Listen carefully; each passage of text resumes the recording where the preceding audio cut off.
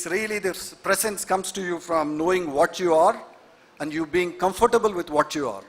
And then once you also, the presence comes from what you stand for, and that builds the presence from the core. And leaders who have this presence also know how to collaborate. I told you world has changed. No longer you can be on your own. You have to collaborate. You have to be a part of the team. The leaders with presence know how to connect, and also that connections build long-lasting relationship. Relationships is the key thing in life, both either official or personal, but that has to build with trust and responsibility, as I told you. The last but not the least, I would say, adaptability. You got to know how to embrace challenge, continuously learn, and then ability to reshape or reframe from misfortune to fortune. And as I told you, the toughest things that was presented to me when gave me an opportunity to adapt and learn. So these are some of the qualities I picked up from the leaders whom I admired through my life. I hope it helps you. This is an important phase as you jump into the life of yours and you go dream big, go and win outside and enjoy yourself. Thank you very much.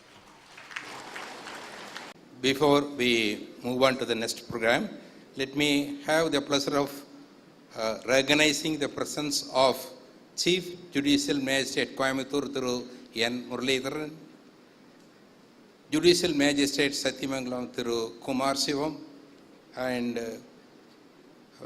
Munsif Satyamangalam Thiru A.S. Harihar Kumar. May I now invite our Chief Guest, Justice M. Jayachandran, Honorable Judge of High Court of Jurisdiction, Chennai, to deliver the Graduation Day address.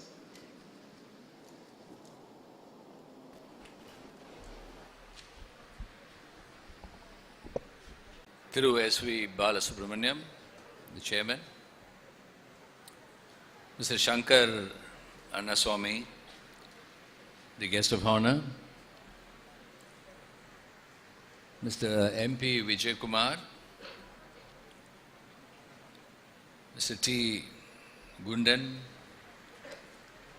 Dr. A.M. Rajan, Chief Executive and Professor, Mr. B. Saravanan, Mr. Shivakumar, Principal in Charge,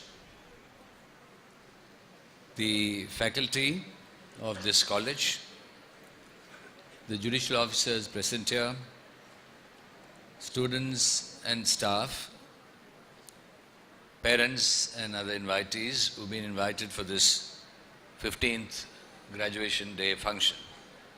A very good morning to all of you. I was invited to participate in this function by your chairman. The moment he said, could you make it to our 15th graduation day ceremony? I said yes. For two reasons. One, of course, I know him so well. I have a lot of respect for him. Number two, I was a professor of law for over 16 years at the Madras Government Law College as a part-time professor, and I love teaching. And another reason is that whenever I address a young group of students like you, I also feel very young. The reason to be here is not only to make an address, but to also, as the guest of honor said, a few tips to take your life forward. Because as it has already been said, graduation means not merely getting the graduation certificate, the honors, but then getting into life in real terms. BIT, they call it, provides, as I see from your brochure, a holistic education which is meaningful and vibrant, making you, enabling you, equipping you to meet life in full measure. We find that from your statistics, there are over 6,000 students who are studying in this faculty, in this college, and more than 400 faculty members who are fully qualified to teach. And I'm also told the education system which is being followed here is student-centered, creative learning methodology. And I'm sure you are making use of it to equip yourself to meet life headlong.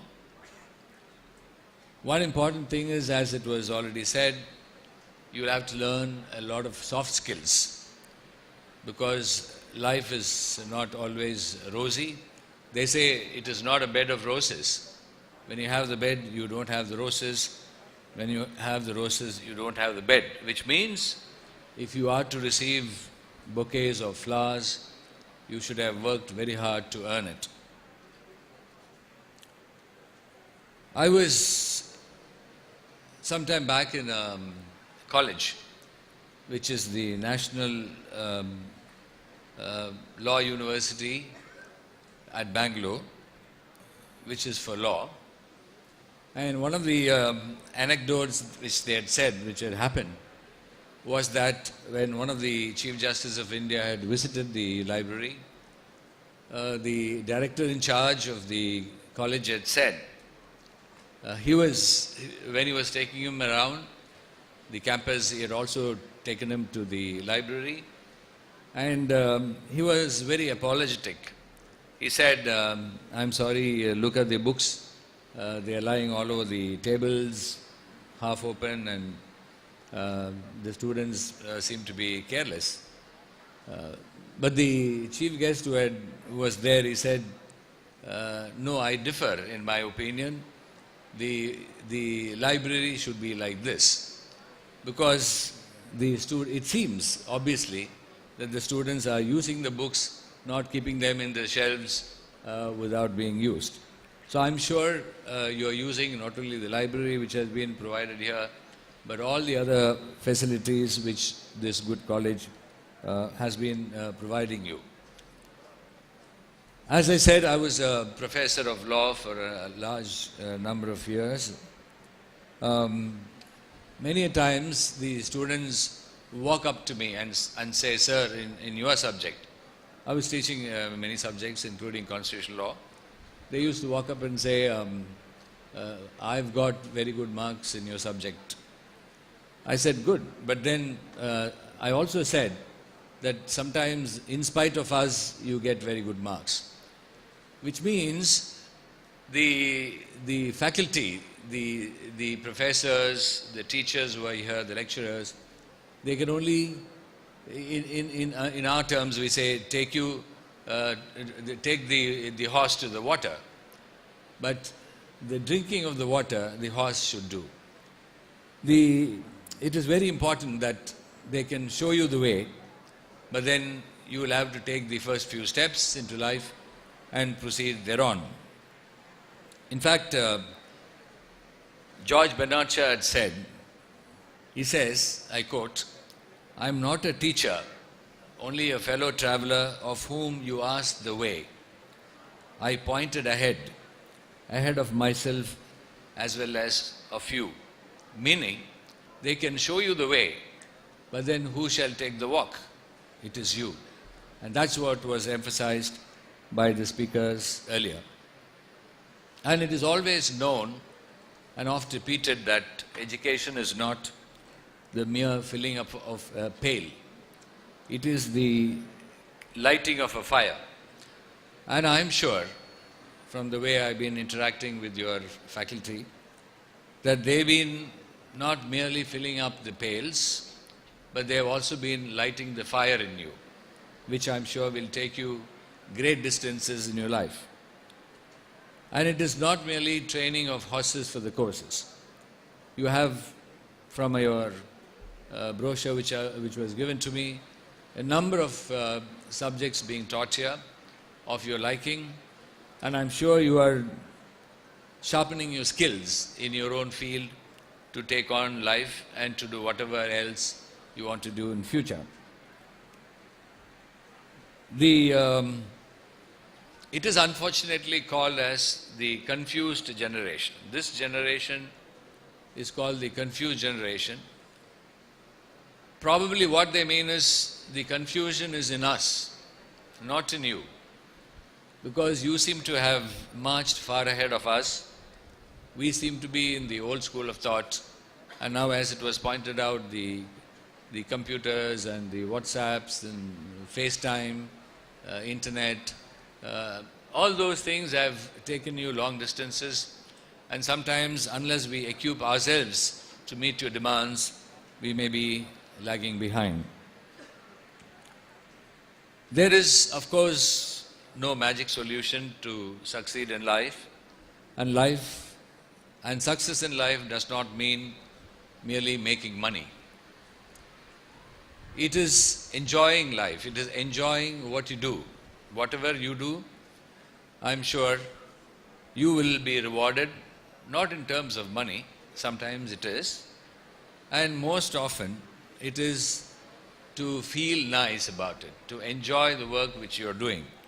In fact, Felix Frankfurter, a judge of the American court, had said, there is no post bigger or better than being a good citizen. Ultimately, we wish wherever you are and whatever you're doing, you should be good citizens of this country.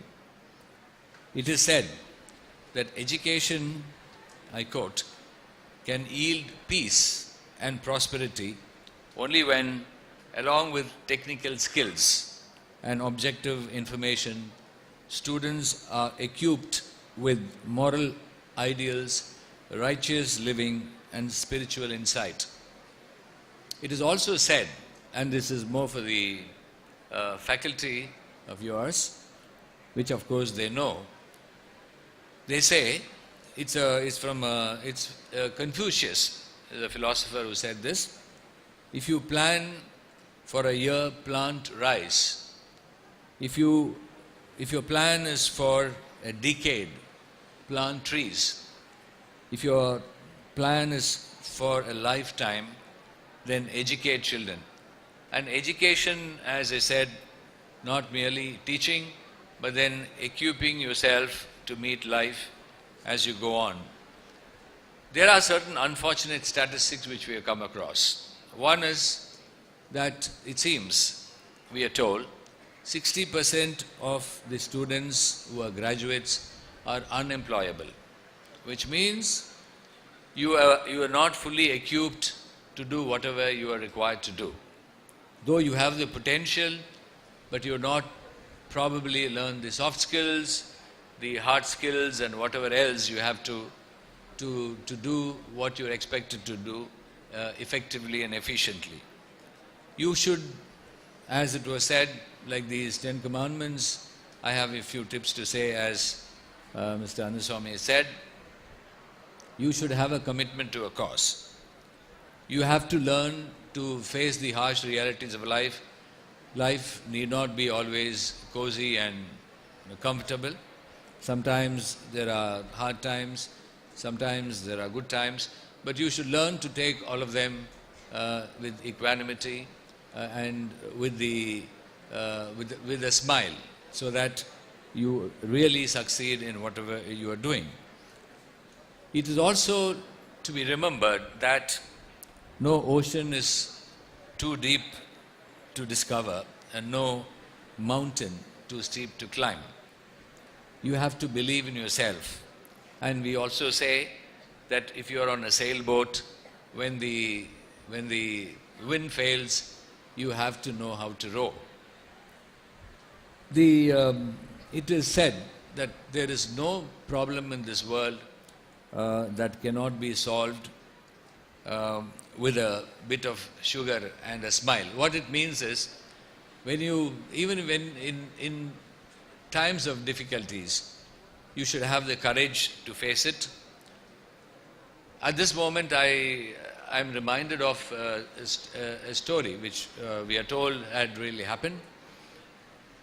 When Buddha, Buddha, when he was traveling from village to village, preaching whatever he thought were his thoughts he was trying to tell the villagers in various places, including Bihar.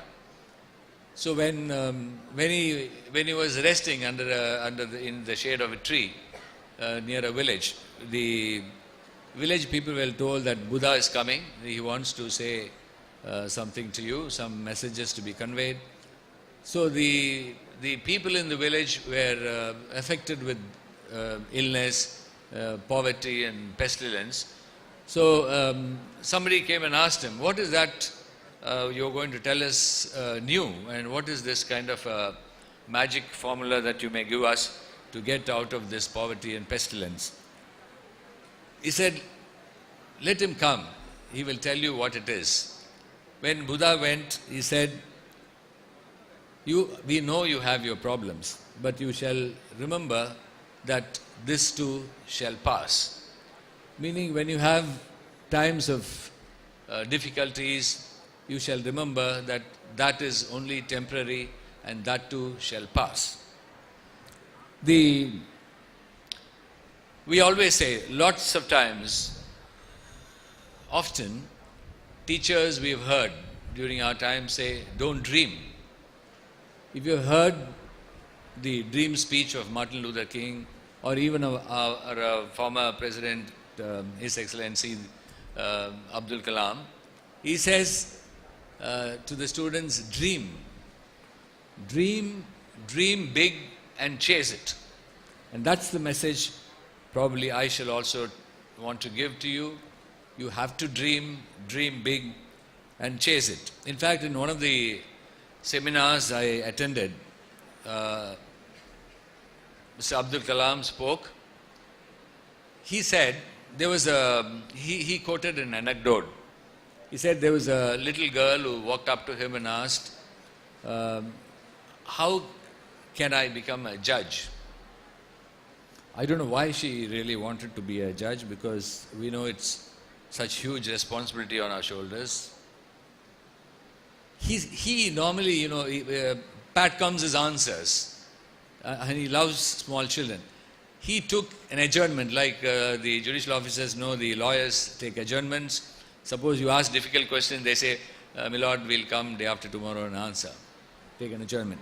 So, likewise, Abdul Kalam took 2 days' time to answer this little girl. After 2 days, when she asked, what is the answer? He said, just 2 words, he said, be noble.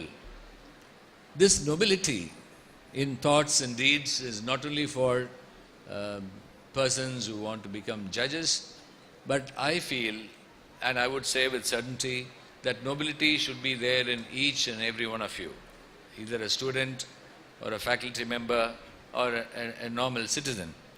Nobility of thought and deed is very, very important in life to be a good citizen.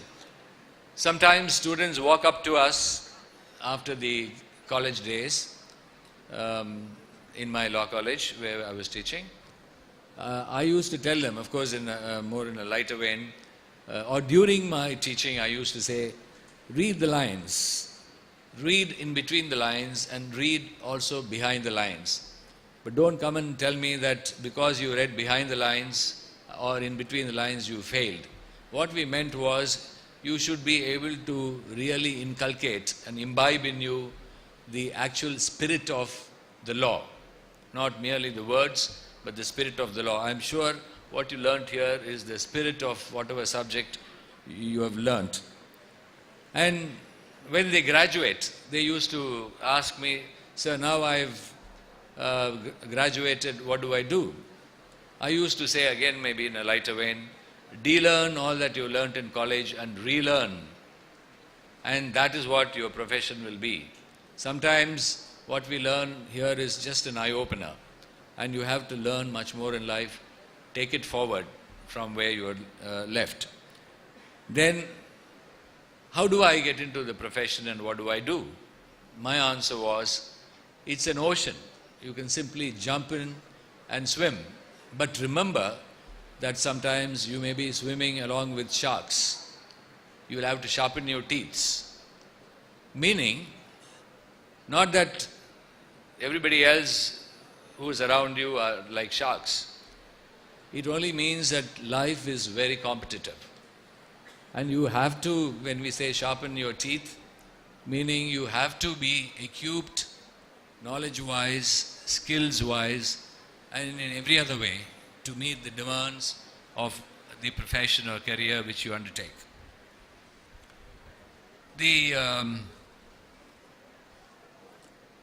As we learn, this institute, through Balasubramaniam, who has had a vision to create this institute, is also got the heart of charity. What I find is he has been doing so much of charity around, in and around this place. So we believe that this institute has come up to this level not only because of this learning that has been imparted to you, but also because of the good hearts who are here, including Mr. Vijay Kumar. I've known him for many decades, and they are all here, and I'm sure you are all in safe hands. I used to say that if you have to not only succeed in life, you have to make a lot of money, make good name, and do a lot of charity. And you do not have to be what we call as a big philanthropist. You don't even have to be, we say, you don't have to be a Mahatma or a Mother Teresa, but then do your own small things to light small sparklers to dispel the darkness around you, to help somebody in distress, the lowly and the downtrodden and the poor. And it is said there is no better gift to give somebody than a reason to smile. Before I close, of course I would have liked to say a lot of things, but then we may be running out of time. One quote which I often like to quote before I conclude my speech is the quotation from Stephen Grellet. I quote, "I expect to pass through this world but once. Any good thing, therefore, that I can do, or any kindness that I can show to any fellow creature, let me do it now. Let not defer or neglect it, for I shall not pass this way again." With these words, I thank the Institute, Bernard Ehrman Institute, and especially through Balasubramaniam, who is the chairman, for giving me this great opportunity. And I wish you success in whatever you do. Thank you very much.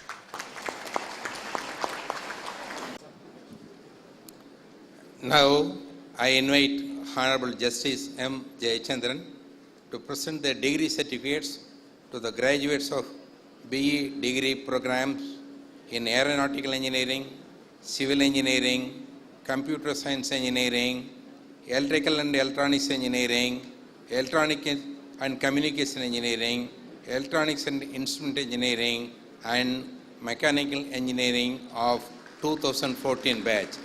Let the candidate be now presented.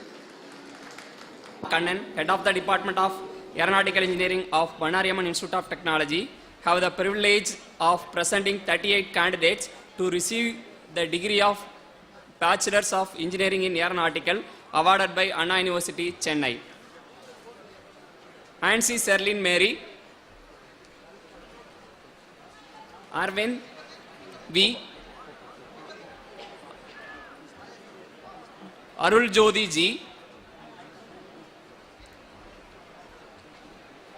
Bhuvanesh S,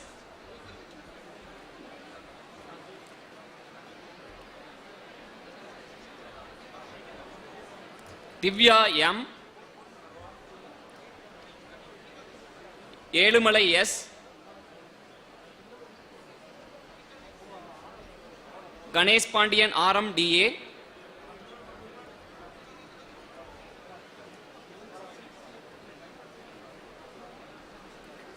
Jnana Prakash B, Gomadi S, Ilamadi AK,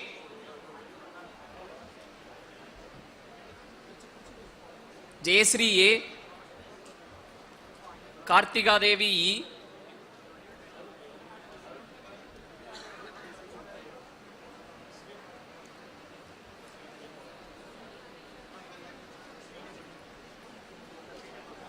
Karthikeyan A,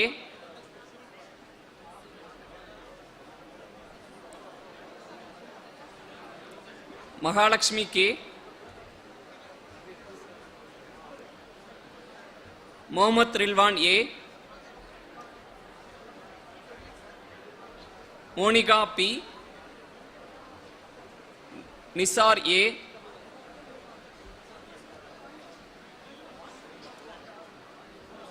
Pandiyarajan R,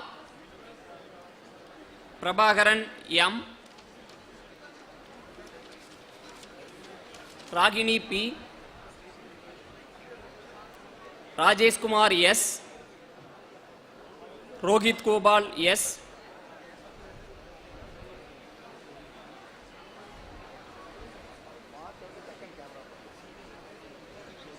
Satishkumar R, Sivaprakash S, Sivamani K,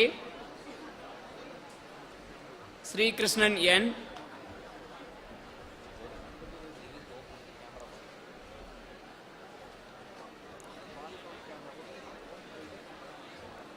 Sridhar J, Sumathi B,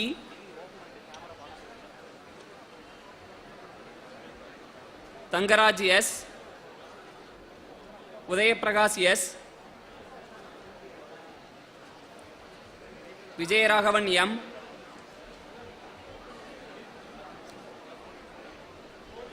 Yuva Vignesh S,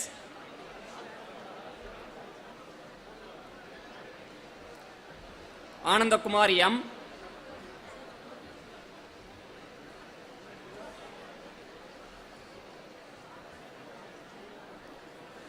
Dhanakodi S,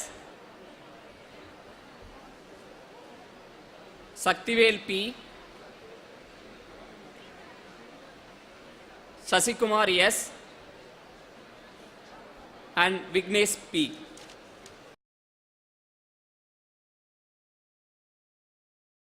Thank you.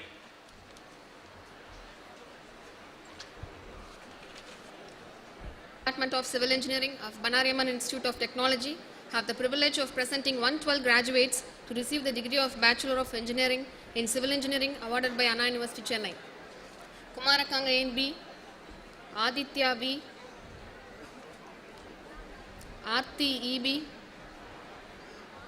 Anusudha V., Aravind M., Asaruddin A., Balaji G.,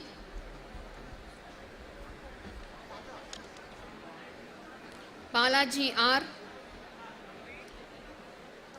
Balasubramani N., Bharat Kumar K., Bharat Kumar M.,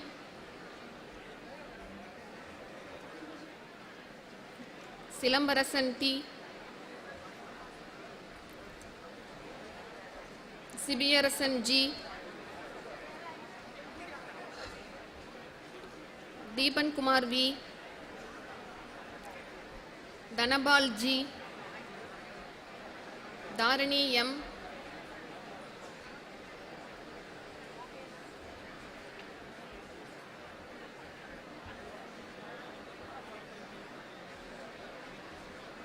Dinesh S.,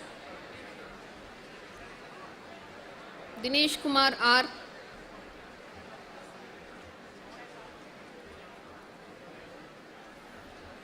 Ilamati V., Elil T., Gauri Shankar R., Harish S.,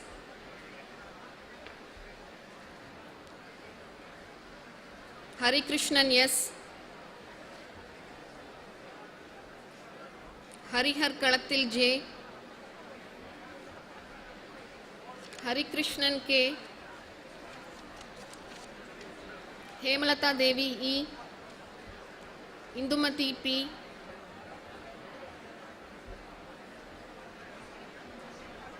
Janaranjani N.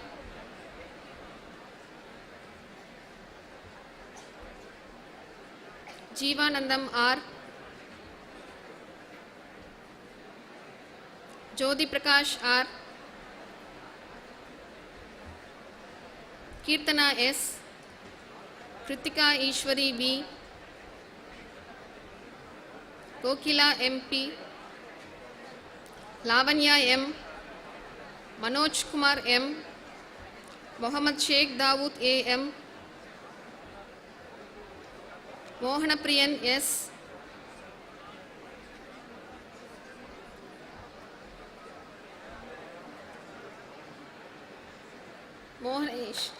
Mohanesh R.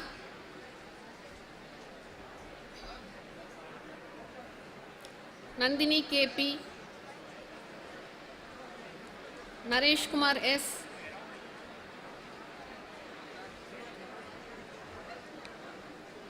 Niranjana R.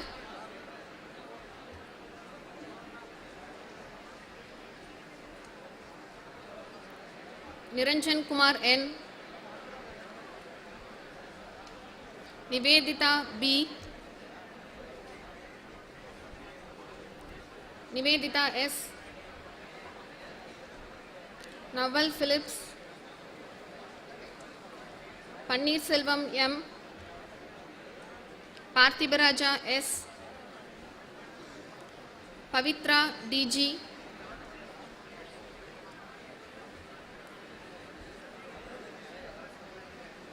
Periyanayakam G. Purnima P. Prabhakaran J. Prabhu R. Prashant P. Prashant S. Prem Kumar N.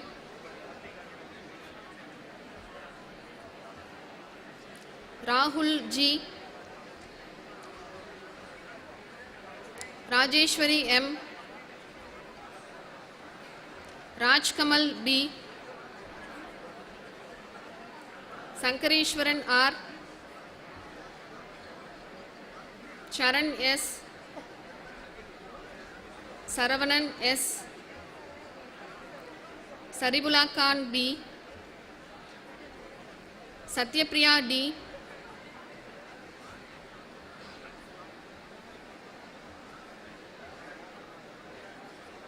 Sendil Raja R. Shivani B. Sivaramakrishnan G. Sivaramakrishnan S. Shriram NB. Sugandhisan S. Suganya Devi B. Tamil Chelvan P. Tanigainathan M. Tanigasala Pradeep N. Tirumurugan V.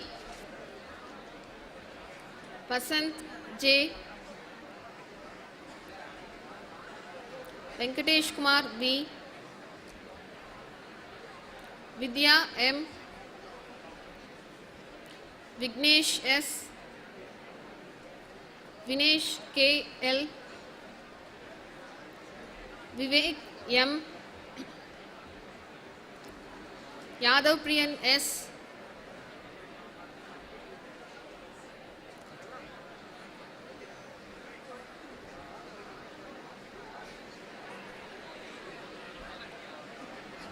Yuvaraj S. Anbalagan R. Asha M. Ashok Kumar P. Dinesh Kumar K. Kannan R.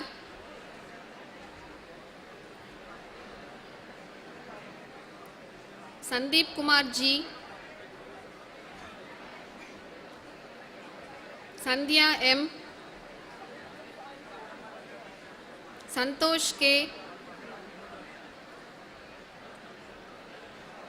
Satish Kumar K, Shivakumar E, Dakshinamurthy V,